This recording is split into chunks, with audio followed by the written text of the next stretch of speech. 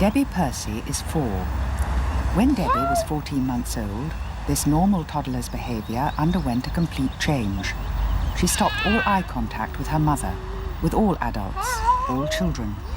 She cut herself off from the world around her. No one knew what had gone wrong. Doctors were consulted. Different theories were tried, were rejected. 2 years later, Debbie was finally diagnosed as being autistic.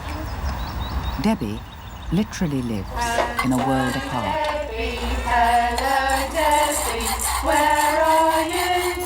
Where are you? Here I am, how do you do? Hello Debbie, hello. I said to her as a baby, who's got lovely big eyes and all that, and she'd look at me and smile. And suddenly she wouldn't look at me, and I'd say, Debbie, Debbie, I'm talking to you, look at me, and I'd turn her head, and she'd fight me from trying to get a look at her. And that is so alien in a little baby. They at least want to look at you, even if they don't want to do what you're asking.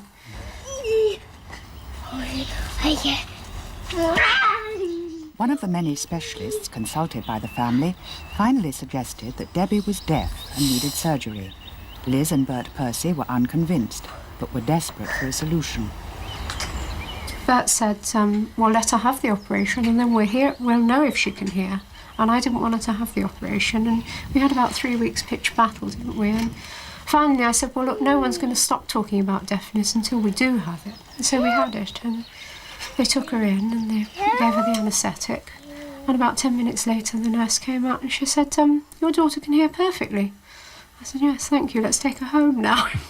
But at the same time, that in itself was depressing, because that confirms the other fear even more, because you know, right, she definitely can hear. So it's got to be something else. And by then, the other doctor, the nice doctor, had agreed that it could be autism, so we're pretty much along that road.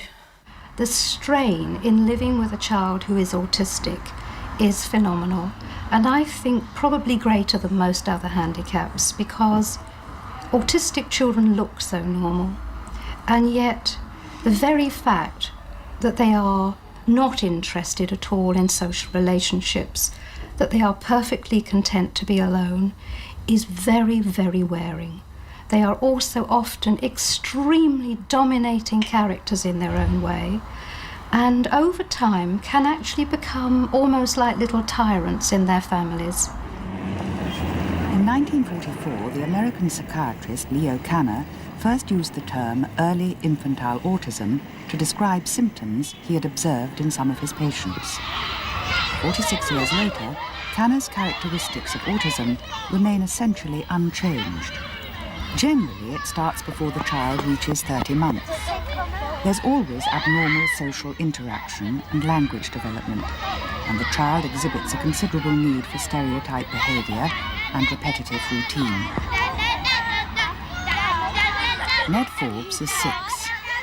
Ned is autistic. His earliest symptoms as an infant of the mysterious inner world of autism were his complete lack of interest in food. Ned just wouldn't eat, and his speech development was poor. Living here, the health visitor makes home visits. At the sort of 18-month, 20-month stage, she came round, and she said, I think it would be a good idea if you brought Ned to the clinic, because he doesn't seem to be developing speech as he should. And I rather poo-pooed this and said, oh, well, Charlie didn't speak until he was 3, starting to go to playgroup. I wasn't really that bothered. What I was bothered about was this lack of enthusiasm to feed himself. He was diagnosed as having severe communication problem. He was then diagnosed as having severe short-term memory, long-term memory, lack of memory altogether, and then autistic features. And that actually was the worst, autistic features. I think in the very early years, what parents of autistic children most need is, first of all, a diagnosis. you can do nothing to help your child with autism, or very limited amounts to help your child with autism, if you are not sure that that is what the diagnosis actually is. And it's very difficult for parents to gain access to that. Again, in different parts of the country, geographically, diagnosis is very patchy. So first and foremost, diagnosis. Secondly, support, understanding and protection. Support because it's a very difficult thing to come to terms with. Autism is a highly complex condition. If you ask someone to explain it to you even in 5 minutes, I don't think you can do it justice. So how parents are meant to cope without support after diagnosis is just an impossible situation for them. Lee Eckert is now 18, but it was only 5 years ago that he was finally properly diagnosed. You've got your tissues away from your nose. Have you got tissue in your pocket? What's this for? Until he was 13, Lee was thought to be How backward, did you spot that? but Lee Eckert is autistic. He displays one of autism's most typical features, an obsession with the seemingly trivial. In his case, anything electrical. There's some friends of ours, and when we go over to them, they actually give you a plug and a screwdriver and say, there, go on, just play with that. And they just leave them in the corner for what? That's all we want to go. And that's it. But main people's reaction is utter disgust. It's, here is this 18-year-old boy who's a normal-looking adolescent, who's dressed in the normal 18-year-old clothes, and they expect him to behave like a normal 18-year-old, so they just put it down to that he's totally uncontrollable. They don't take the time to think, well, he's not speaking quite right, he's not acting like an 18-year-old. They just take it on face value. Mostly, though, there are other sides to it, is that when most people find out that he is autistic, once they're explained what that means, because they don't seem to understand what the word means, they come round, and I usually find people are very helpful and very generous with their feelings. Some experts say that brain damage is the cause of the disordered behaviour of the autistic, that in some way the chemicals that make the brain work aren't functioning properly, causing a blockage in the normal transmission of information through the brain.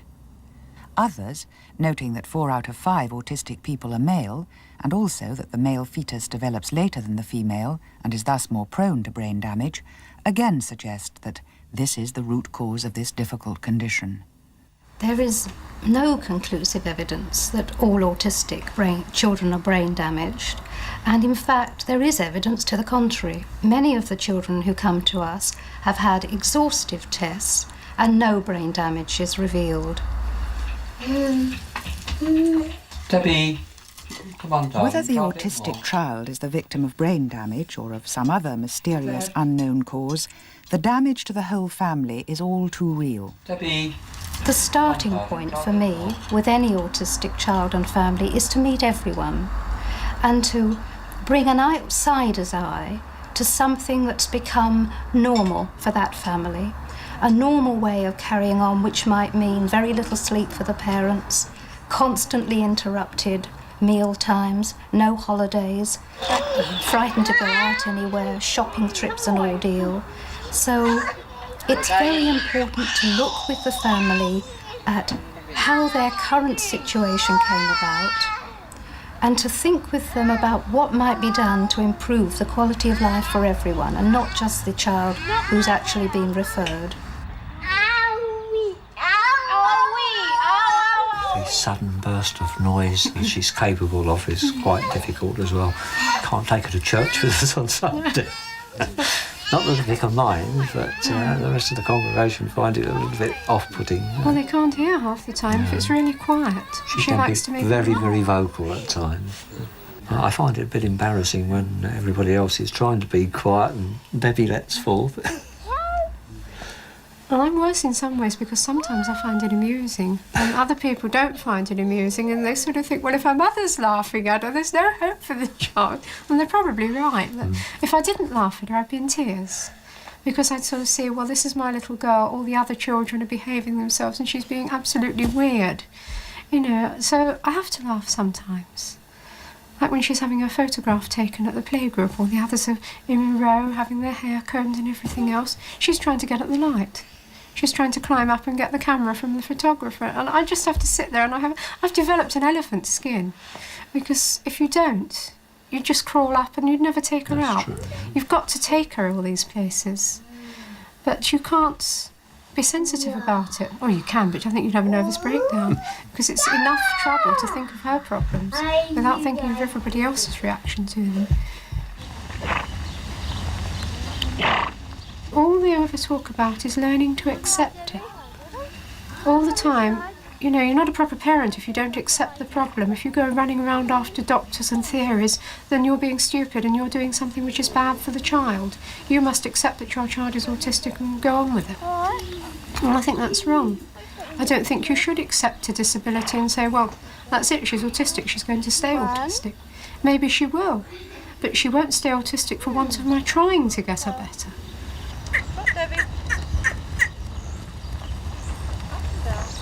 If she doesn't improve, by the time she's 20 or so, it's going to be a real problem for her. She's not going to be able to mix very well in the community. She certainly won't be any good with boyfriends. Or if she is, goodness knows what we're going to do, because she's a pretty kid. And what are we going to do with an 18-year-old attractive young woman who can't respond, or perhaps is overtly loving, and it's going to bring all sorts of problems. And then you think, of course, when you get very old yourself and when you die, where we should go then.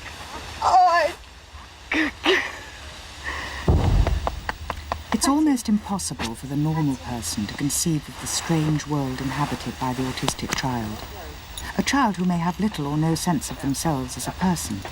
A child who certainly has no social sense or interest or even understanding of other people as people.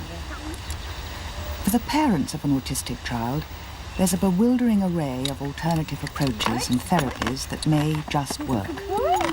But the Percys live at least 40 miles away from the nearest formal autistic unit. Effectively, they're on their own. Debbie does attend a local playgroup amongst normal children, but for much of the time she remains aloof, locked in her own world, unable or unwilling to make contact with the other children. At times she becomes disturbed and afraid. Hasn't she not pretty in that photograph?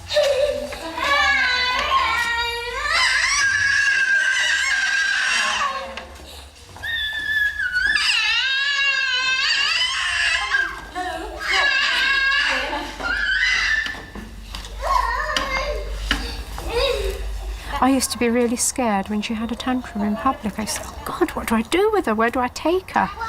But now I just pick her up and I hold her until the tantrum calms down. Not necessarily all the way through it, but at least till it calms down.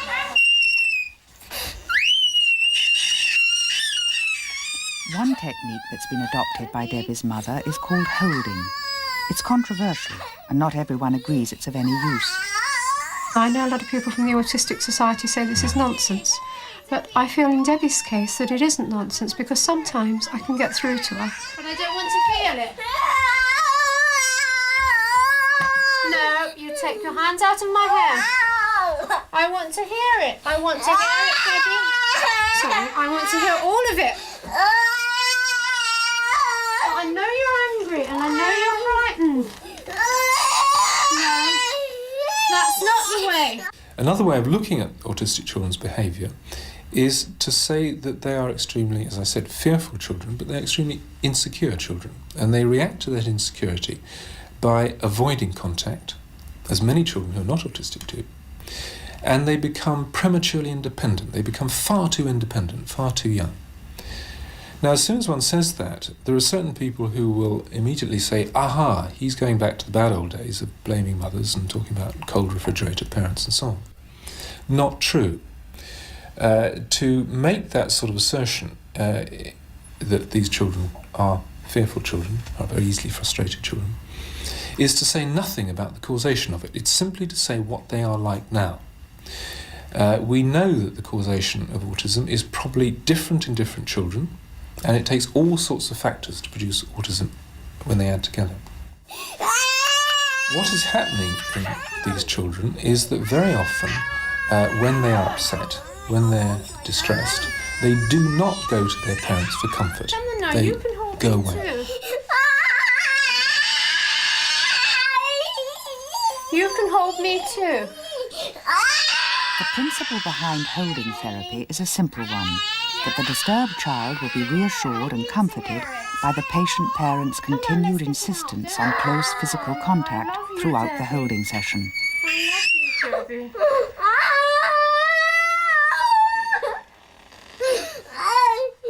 You're very hot, aren't you? Come on, yeah. I'm listening and it's been hard for you, hasn't it?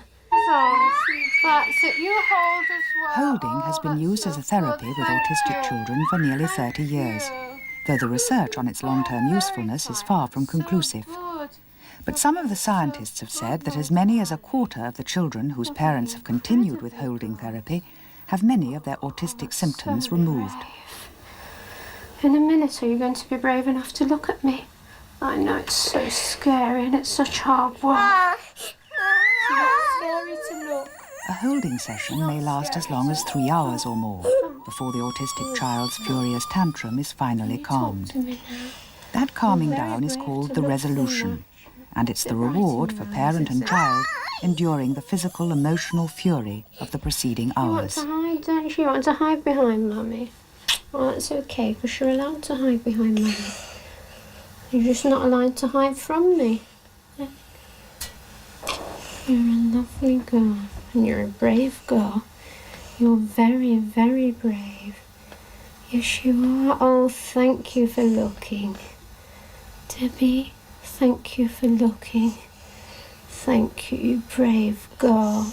Oh, that's so good. This holding session lasted only 16 minutes. Thank you. Perhaps because of the presence of our camera. Brave girl. It achieves for the Percys maybe 3 hours of calm or near normality. Thank you. Possibly a few hours sleep that night. Not a cure, but it works for them for the moment.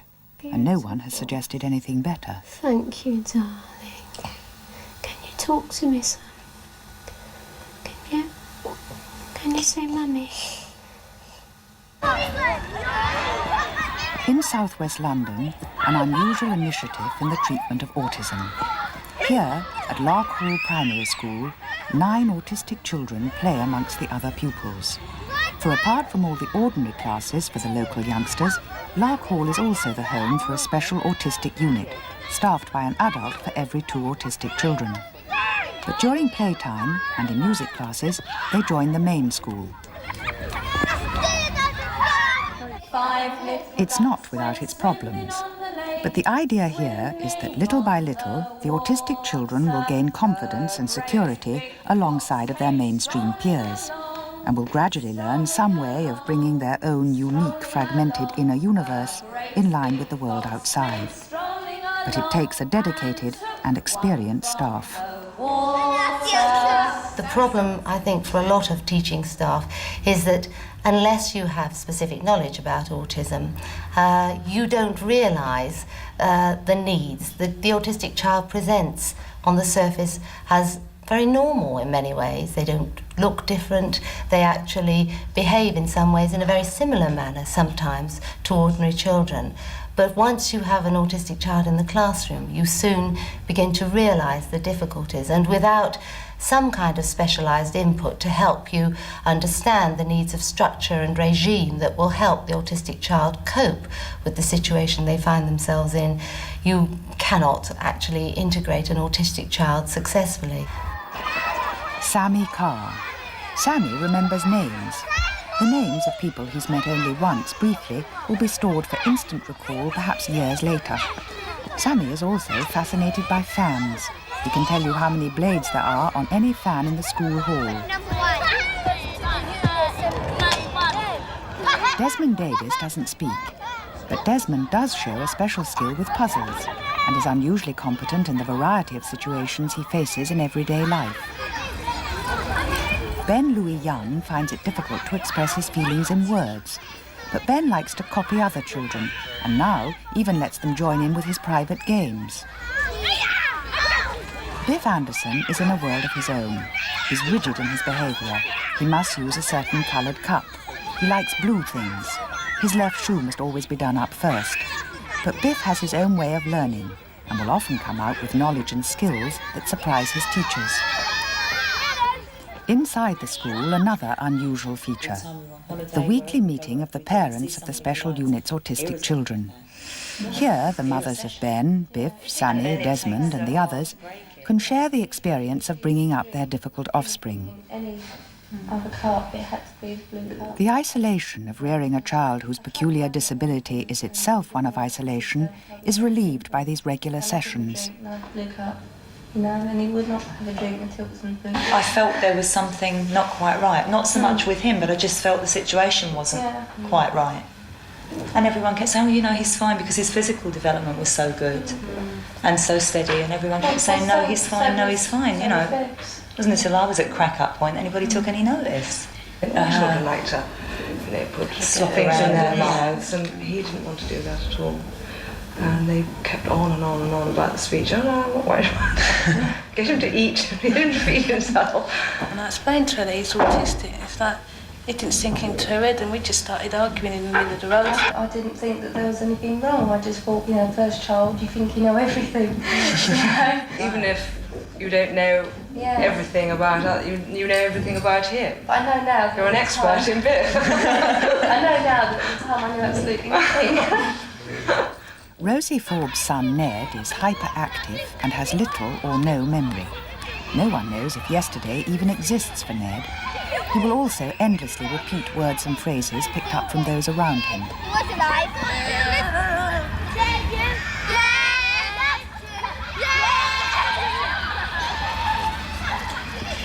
He is like a parrot. He does tend to pick up expressions, and he does pick up gestures. And being with a whole crowd of normal, everyday, mainstream children, I think has done him an enormous amount of good. And I also think it does them good as well to be with special needs children. You want to wear the shirt? Ned's 2 years in the special autistic unit have produced a child who can now begin to relate to other children, as well as to the adults around him.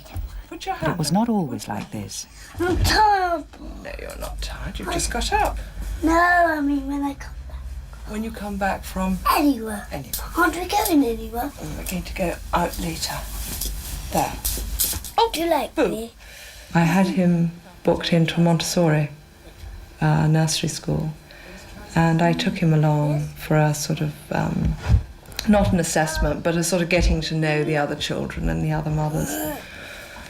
And he showed a completely different side of his character I'd never seen before. He went round the room tipping things out of baskets and knocking things over and knocking other children out of the way. And it was just like a totally different child. It was a Jekyll and Hyde thing. I should have just scooped him up and taken him away, but I kept saying to myself, maybe he'll calm down another half hour, give him another half hour, give him another 15 minutes. And that evening, the head of the Montessori school rang me, and I told her about this assessment, and she had said, oh, you know, bring him along, I'm sure there's nothing wrong with him. And she said, I really think you ought to take him off. Is it? Right. You've got the toe caught up. Here. Where? This way? That way. Yeah. The stress on the families of autistic children is extraordinary, to the point of marriage breakdown in some cases.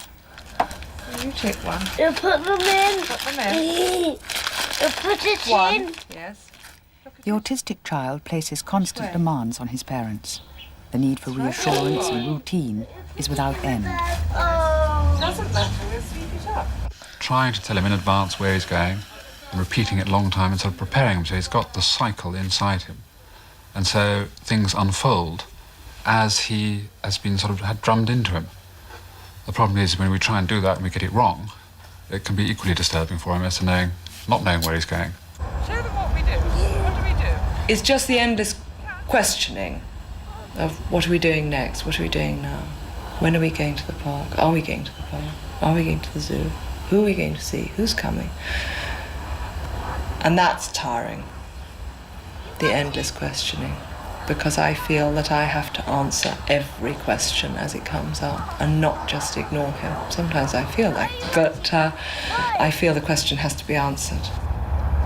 Sometimes we take him out for lunch. He likes going to the Pizza Express. But there has to be, he knows what everyone has, and if you deviate from what you order, then there is a bit of a problem. So we're stuck with the same thing every time we go. So we have to stuck with having the same thing every time we go to the Pizza Express. And I think if we deviate from that, there'd be a whole series of questions. Why aren't you having? Why are you having this? Why aren't you having that? And he'll go on and on. An answer will not be enough. Okay. I'll go to school. Go to school, yes. I don't need a coat. Not today. It's a sunny day, isn't it? What? It's a sunny day. Now look. Anything coming? Yeah. Listen. Anything coming? The Forbes family is lucky. The Lark Hall Autistic Unit is a mere 5 minutes walk from their front door, and Ned's attendance at the school gives his mother Rosie a few hours' relief from his overpowering demands. She feels that Ned is content at the school. So content, in fact, that she's left wondering just what room there might be for her in his disturbed world. Actually, he would be happier in a room by himself. Knowing that I'm around, or even perhaps not knowing. I just don't know. He's so complex that it's very difficult to know whether... I think he is quite happy without me.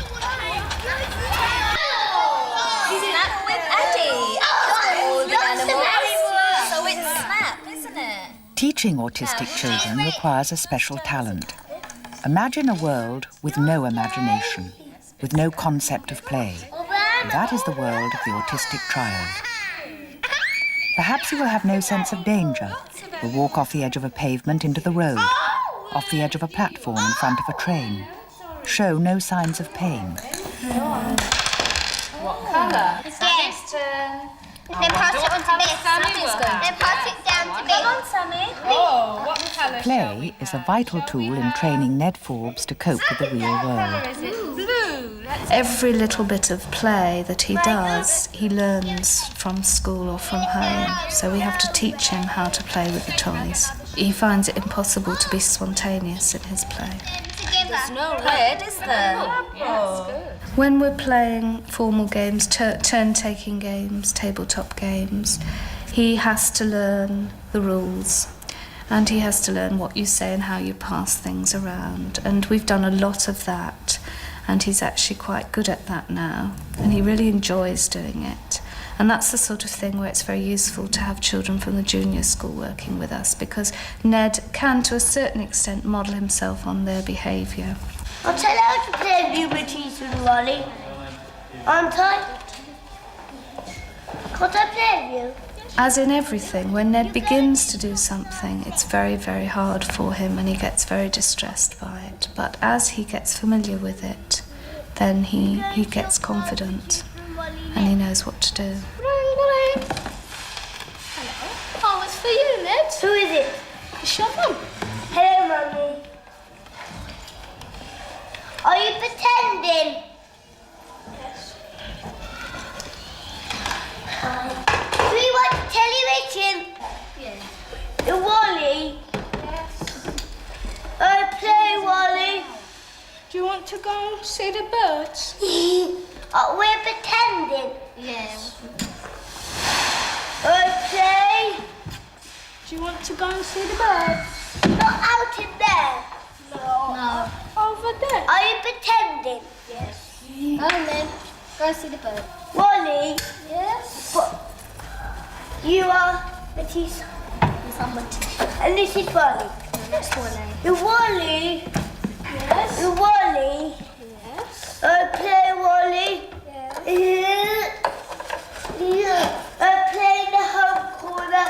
Yes. You're going into your class later. Yes. Birthday. Is it? The thing that's really peculiar to the autistic child is the total lack of interest in communication. Autistic children are loners. They're often perfectly happy with their own company for hours on end. They don't play imaginatively. They don't have empathy. They don't have any sense of other people's feelings or care, and therefore can't care about them. My aim is to get inside the child's internal world, that is his mind, what you and I would think of as the imaginative world, and to see the world as he sees it through his eyes. If I can get inside the child's mind, if I can begin to understand why he sees the world as he sees it, then I can talk to him about how he's seeing the world. And I can put into very simple words concepts that you and I take for granted, and so does the ordinary child in the process of growing up. I want to see if I can generate playfulness, because these children don't play. They may carry around toys, but they use them in an obsessive way. They don't use the toy as it is meant for, and they don't play in the ordinary sense of the word.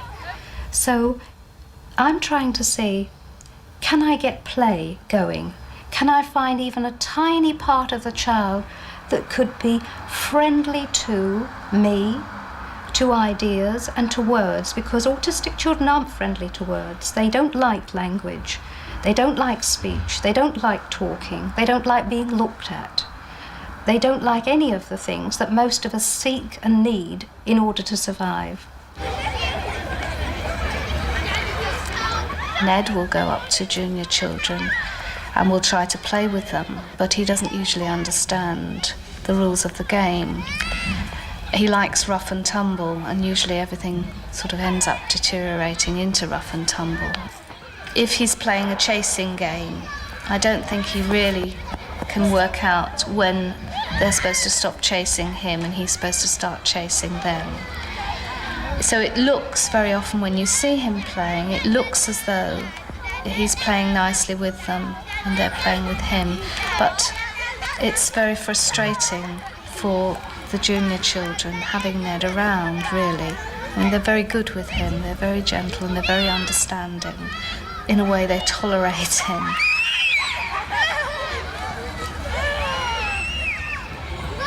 Yesterday, when he was out in the playground, the children were playing leapfrog and he went up to them and just disrupted their game completely. He's trying to be friendly, but he doesn't really know how to play.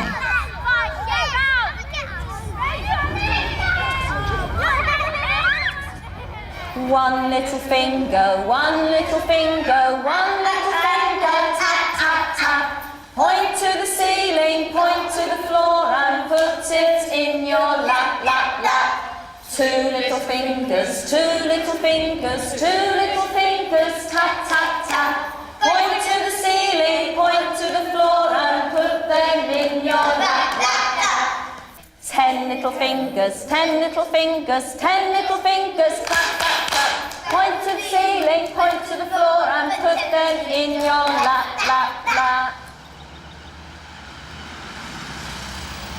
For the last 5 years, Lee Eckert has spent his weeks as a resident of Heathland School in Wimbledon, on the outskirts of London. Here, under supervision, Lee is gradually being prepared for his life as an autistic adult. For although with care and attention the more extreme symptoms of autism can be reduced or even made to disappear, the disability itself is likely to be a lifetime condition. Lee, with his obsession for electricity and keys, must be helped to deal with whatever life presents him in the years to come. I went to visit Lee in his day school before admission. We'd received the papers and we had a picture of a very hyperactive child with the obsession about lights and the obsession about keys. And in fact, the description was very good. And in fact, here was a child who wasn't able to focus, was so aware of anybody who had keys on them, aware of the light bulbs if lights were on. And I can remember an incident where he knew a light outside was not working and he ran past his teacher, past the deputy head to get into the playground and actually look at the light. We all troops out after him. And there, in fact, was the light not working. And he picked up that information on the way into school, and that had dominated his thought process, so he wasn't able to interact in the group, he wasn't able to be part of the group. We actually are now presenting with a young man who still has obsessions about lights and keys, but can actually put those into a framework of existing and managing to be interested in what's going on, and that the lights still fascinate him, but he can get on with other activities. Lee is part of Heathland's Leavers group, 10 boys in their final year at the school. Their future may be uncertain, but for the moment, Heathlands provides a secure environment in which independence can gradually be explored. Switch it on first. Yeah, you have to... switch it on. No. Close my eyes. All right, switch it on. There we go.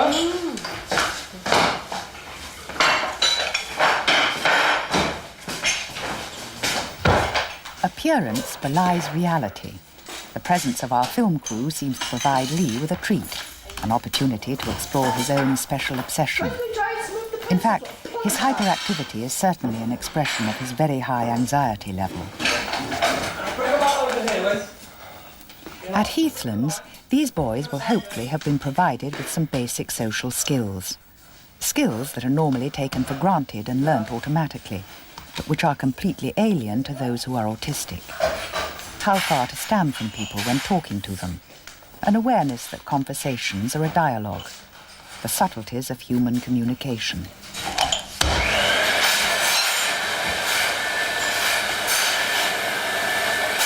In autistic young people, the nature of their handicap leaves them with very high levels of anxiety. And to make use of the abilities that they had, it seemed that far from motivating them to try harder or any of that, that we were going to get a better result if we could reduce that anxiety level. And one of the ways of doing that was to give people control over their immediate environment. Instead of requiring them to conform slavishly to a regime that we simply chose to impose, was to engage them in some negotiation about what they were to do, and to put them in the picture about what was going on in the school in general, and as far as possible, in their lives in particular. By being told that they're part of the special and separate Leavers group, the boys are being subtly introduced to the next step in their awkward lives, the world beyond the secure environment of their special school. The school's organised chronologically as they progress through. There is an anticipation about something different in the Leavers group that leads on to going away and going out into the community. And we've actually found young people responding to that they're actually anticipating a change, and it brings about a change because they're expecting something to happen. That's sadness. It's not spotlight. Spotlight. Yeah, spotlight. Spotlight. That's what's right. What wobbles and flies? What wobbles and flies? A jellycopter. Jellycopter. Yeah, it's a jellycopter. I mean, we've had extremely verbal autistic teenagers here who couldn't walk with a parent without continually being cued, either held back or moved forward. So just getting two of our group to move together is a major social achievement, because it's a very sophisticated piece of interaction to walk with someone. It takes two people to walk together. So, as you'll know if you've ever tried to walk with someone with severe autism, yes. So we had a group out over the common who were working as three pairs, but they appeared to be a group, and they were also taking decisions about which way the group was to go. And one of them was extremely phobic about dogs, and the hound of the Baskervilles appeared, Jack Russell, at 800 yards or whatever it was. And Tony, the boy in question, was hanging back, looked round wildly at me and Rose, the classroom assistant, and we're about 60 yards from the group, and Tony's about 15 yards from the group, and in his panic, I was sure he was going to come to us, but he went to the group for security. And that was the moment when we knew we'd got some real group cohesion, and that we were past words and we were into deeds. And this is a pupil who, to get away from a dog, would strangle a member of staff. I mean, the anxiety was so strong that he would grip and not let go. We've had actually incidences of childcare members of staff and teachers having quite severe strangulation marks. I mean, this was a major... And we've also had incidences where he'd climb up people. I mean, to get away, because the fear of the dog was so strong. So, I mean, that... But contrast that with my first meeting with this particular collection of folk. I took them out to the minibus, opened the bus door, and by the time I turned around and looked at them, everybody had retreated into a small corner, yes? And his obsessional mannerism. Life isn't like that now.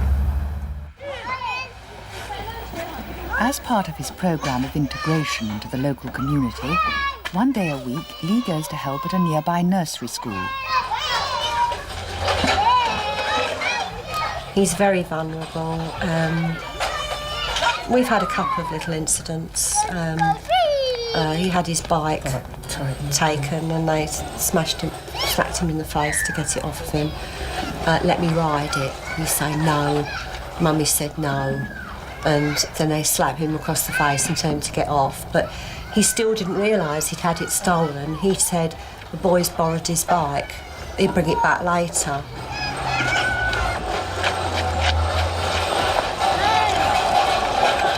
Then he had a little plastic watch with a great big digital letters. Looked like a great big ugly thing it was.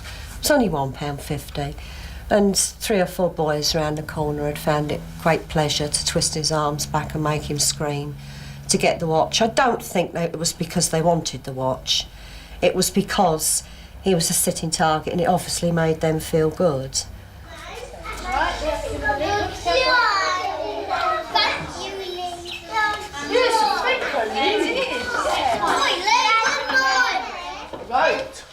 We know it's a vicious world and we know it's fight of the fittest, who gets on and who doesn't, but he's so inoffensive. He wouldn't hurt a fly, little children, anything. He's so kind and he wouldn't hurt anyone. You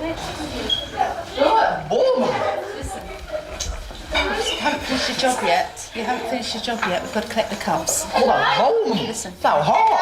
Collect the empty. Make sure they finish first, then.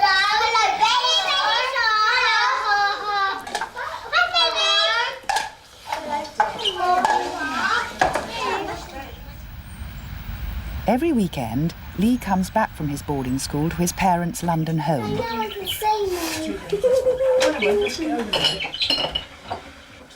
Lee, I don't think has got any idea that there's anything wrong with him. He thinks he's a perfectly normal human being. He's very, very aware of handicap. Thinks it's really sad if he sees anyone who's in a wheelchair or... He goes, "Oh, isn't it a shame, Mummy, he's handicapped," at the top of his voice. He's been to see the Rain Man and associates it with many of the people in his class, but not at all with him. He's not a bit artistic, is his words. Not autistic, he's artistic. And he makes tea, toast, wash wiper, hoovers. Oh, he's a brilliant hoover. I love it when he's home. Makes his bed. Cleans his own room, empties his own dustbin. 4 years ago, he couldn't have done one of those items. He can wash himself, clean his own teeth, wash his hair. On par with a normal teenage boy. You got 4, Bing got that light. 1, 2, 4. Back to Aaron. He wants 4. Let's see. Gotta lose that microphone. Drink a tea and eat your biscuits first.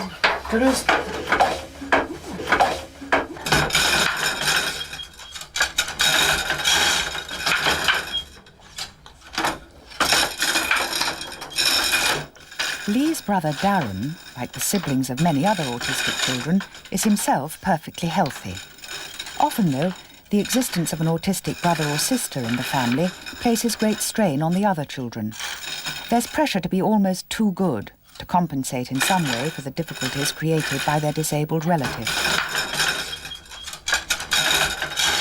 If I'd have had Darren first and Lee second, I would have definitely have noticed it a lot earlier because I knew everything was all right with Darren by the time he was 6 months old. just because he was doing things already that I had never noticed Lee doing. Baby noises, far more demanding. 4 empty muffin now. Good. Where's that little clay one? In the loft still. I don't know what one you're on about. That white one, did it work? You come to at all, Mina? What? You know, that white bulb. Go with Darren.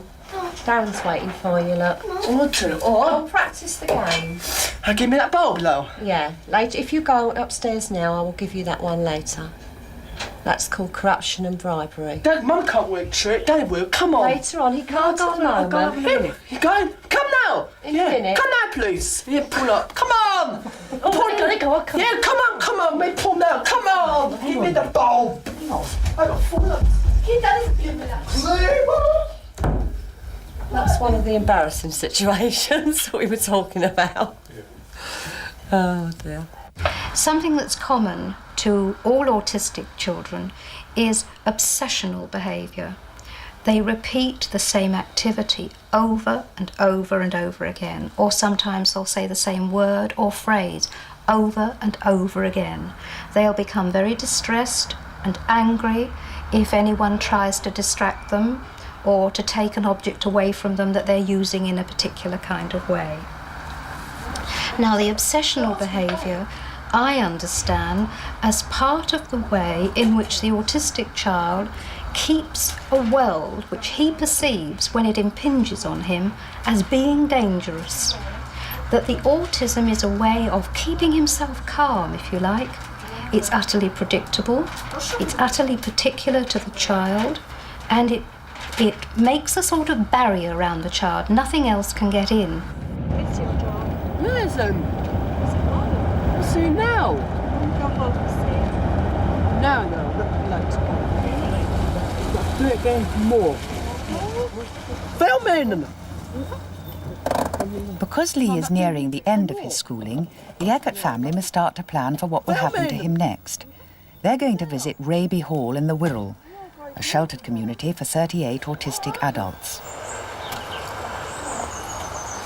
See that microphone's warm. It's cold. Microphone. It's funny because I was a bit apprehensive on the way up here. As you said, it was an adult community, but I don't think that really had gone into my head that we were talking to adults. And I thought, this isn't the place for my Lee, these are men. But it's the start of it. He is going to be an adult and he's going to be able to have a chance in life of growing and leading some kind of a normal adult life where he'll be able to fend for themselves. I noticed they've all got their own room, which they're allowed to put up what they want in it and treat it as their own home, which is nice because he's going to get more attention, more, how can I put it, he's going to be able to develop and grow more in a place like this than what he would be able to, sounds really hard to say, in his own home. I can't give him that kind of attention, that kind of growth that he could get from trained people in a community like this where the facilities are available.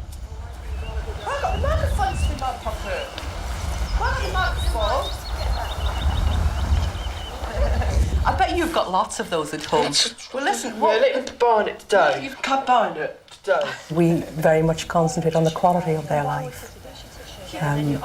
It's natural for him at his age to want to be with a peer group of his age. He's a young man. He needs the company of other young men who are having discos and going out to the pub for a drink, doing all those things that any normal man of his age would do. It's very difficult for you to think of the man and not the child. And it's a trap we all fall into. You know, sometimes we'll call them the boys, you know, and we're talking about 37-year-olds. It is hard in your own mind to make that step forward. But they seem to belong here and belong with each other. They bring out the best in each other sometimes.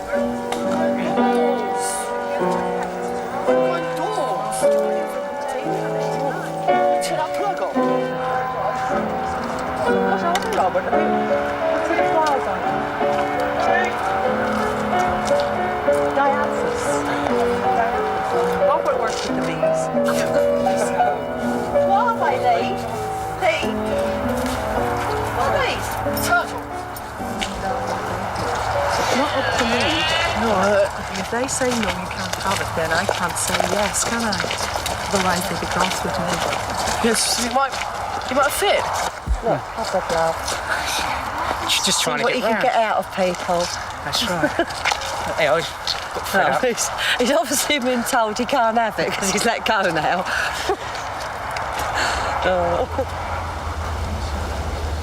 It was hard when he went to school to have him away all week and come home weekends after 13 years of having this hurricane living with you.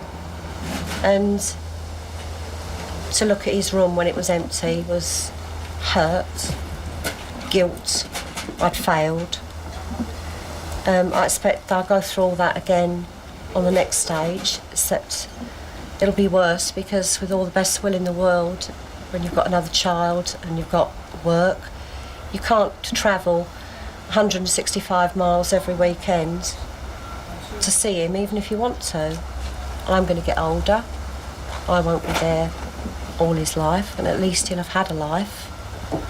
If I let go now, rather than playing the martyr and keeping him at home. It wouldn't be a line on the motorway. Yes, it will. Down the M6. I feel proud to have a child like Lee because everybody says that there is no hope, and Lee proves there is. But Robert drives it. Hey? Do you think you could drive that? Yes. And do you know what happens? Sometimes all the rest of the boys sit in the back and they have a ride round the garden. The cruel reality is that Lorraine Eckert may have no choice in the matter of Lee's future. Idyllic as Raby Hall may seem, it represents a massively depressing fact. Britain has an estimated 80,000 autistic people, and yet there are less than 500 places in the few scattered, sheltered communities like Raby Hall. For parents who want choice of any kind, including keeping their children within their local community, the fight will be hard and probably doomed to failure. For autism creates a lifelong need that has just not been recognised by the authorities. Sadly, even where a child may have benefited from as many as 12 or more years of structured special education, this may be ruined by the universal failure to provide for the continuing special requirements for autistic children who are becoming autistic adults.